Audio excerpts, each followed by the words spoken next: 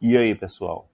Na aula de hoje vamos falar sobre a radiatividade ou radioatividade e os processos nucleares. A atividade de emitir raios consiste em algo que traz muitos benefícios ao ser humano, cujas aplicações vão desde a tecnologia ao campo medicinal. Dentre as radiações emitidas pela matéria conhecidas estão as ondas de rádio, as microondas, o infravermelho, o visível, que é o que pode ser captado pelas células do olho humano, a radiação ultravioleta, os raios X e os raios gama. Quanto maior o comprimento de onda, menor a energia da radiação e menor a sua frequência. Por outro lado, quanto menor o comprimento de onda, maior será a frequência e mais energética será a radiação.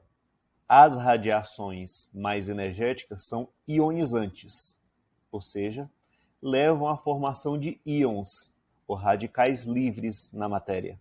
A descoberta da radioatividade é algo muito interessante e que está relacionado à própria descoberta da estrutura atômica. Então, para dar início a esse estudo, vamos revisar um pouco daquilo que estudamos lá no primeiro ano com relação à estrutura atômica. No século XIX, vários cientistas mostraram experimentalmente que, quando submetidos a baixas pressões, os gases podem tornar-se condutores elétricos. Para chegarem a esta conclusão, utilizaram um tubo de vidro ligado a uma bomba de vácuo. Nas extremidades do tubo havia eletrodos, os quais eram ligados a uma bateria. Quando a pressão no interior do tubo diminui até certo valor, observa-se que o gás entre os eletrodos passa a emitir uma luminosidade, a qual é emitida do polo negativo, chamado de cátodo, para o polo positivo, chamado de ânodo.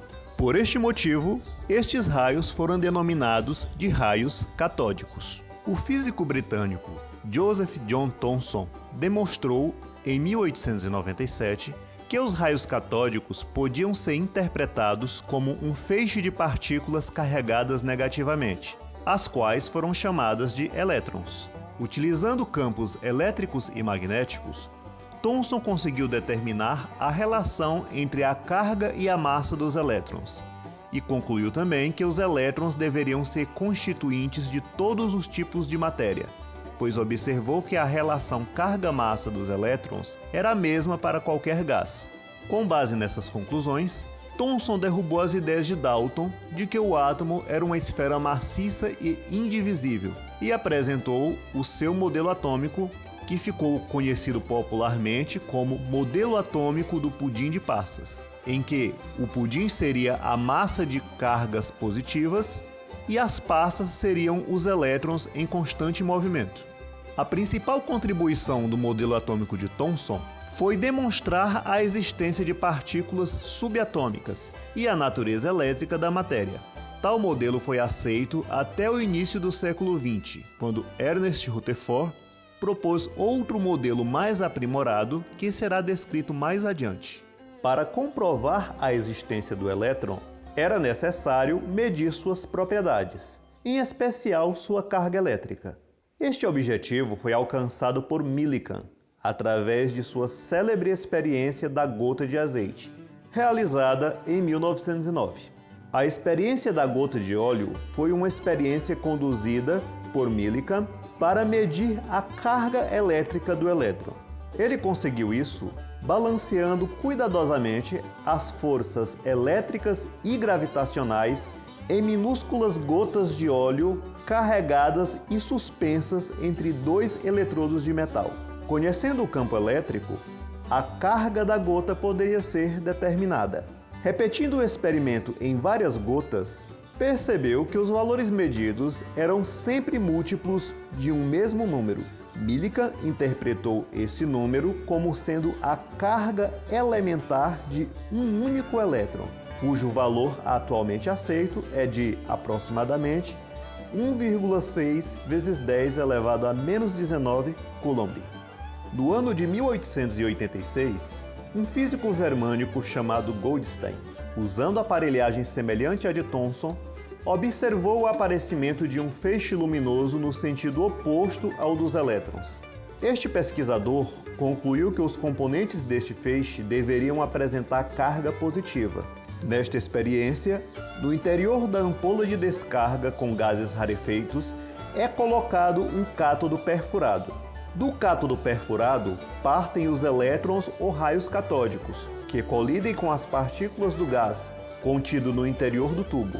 Com o choque, as moléculas do gás perdem um ou mais elétrons, originando íons positivos que são repelidos pelo ânodo e atraídos pelo cátodo, atravessando os furos e colidindo com a parede do tubo de vidro, produzindo uma luminescência ao colidirem com a mesma, os raios canais. Posteriormente, em 1904, Ernest Rutherford, ao realizar o mesmo experimento com o gás hidrogênio, detectou a presença de partículas com carga elétrica positiva ainda menor, as quais foram denominadas prótons. Experiências posteriores mostraram que a massa das partículas constituinte dos raios canais é aproximadamente igual à massa das moléculas do gás residual, que é o gás contido no interior da ampola de Goldstein.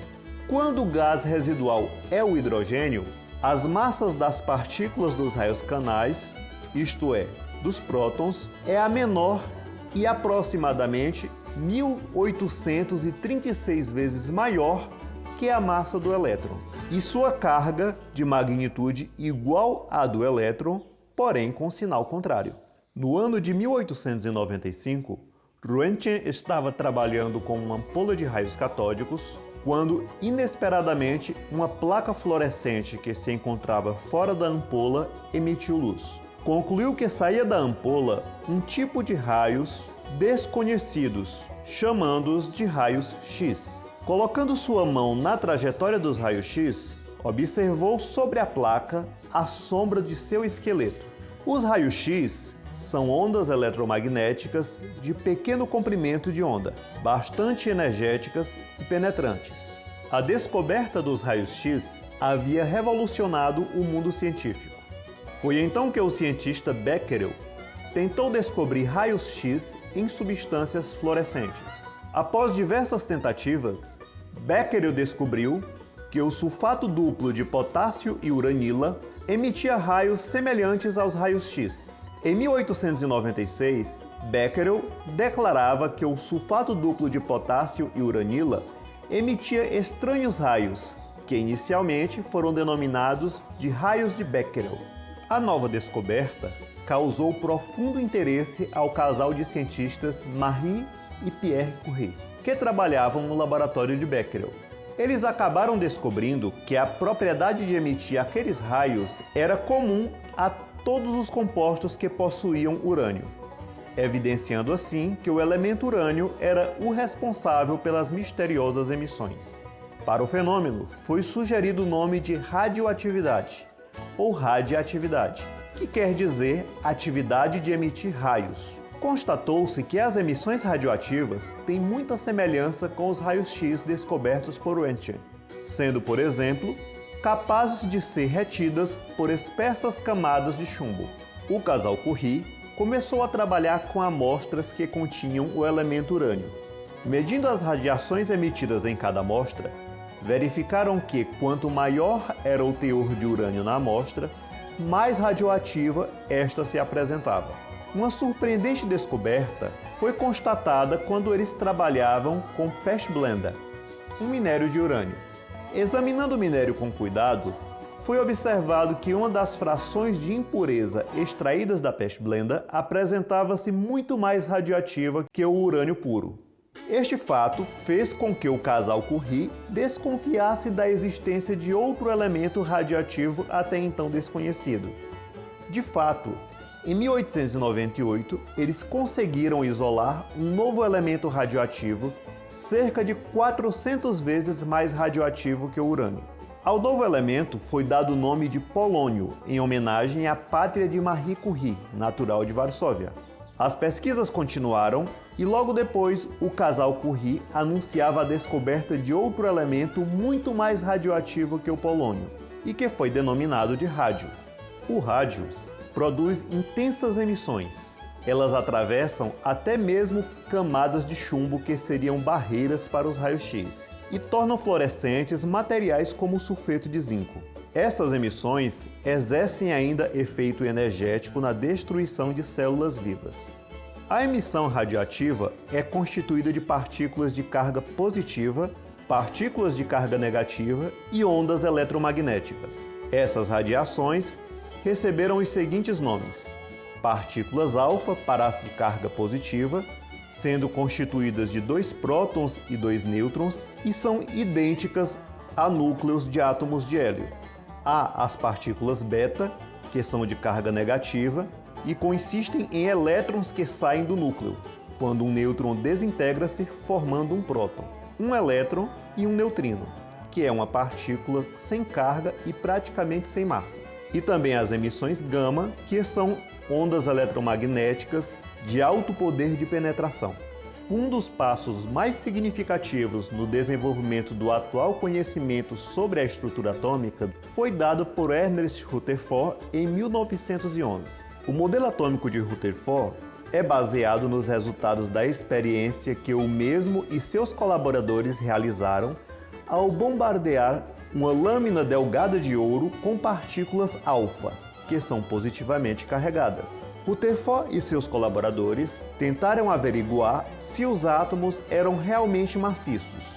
No entanto, verificaram-se resultados bastante discrepantes do esperado. A maior parte das partículas alfa atravessava a lâmina de ouro sem sofrer nenhum desvio, indicando que essas partículas não encontravam nenhum obstáculo pela frente e seguiam seu percurso em linha reta. Algumas partículas alfa conseguiam atravessar a lâmina, porém sofrendo um desvio forte em seu caminho, mostrando que estas encontravam algum obstáculo não muito grande em algum ponto quando atravessavam os átomos da lâmina. Pouquíssimas partículas alfa não conseguiam atravessar a lâmina e voltavam para o mesmo lado de onde eram lançadas, evidenciando que encontravam um obstáculo irremovível ao colidirem em algum ponto dos átomos da lâmina. Se os átomos fossem realmente como foi proposto por Thomson, Rutherford esperava que as partículas alfa passassem através da folha de ouro sem serem perturbadas. De posse desses resultados, Rutherford chegou às seguintes conclusões: o átomo não é maciço, apresentando mais espaço vazio do que preenchido.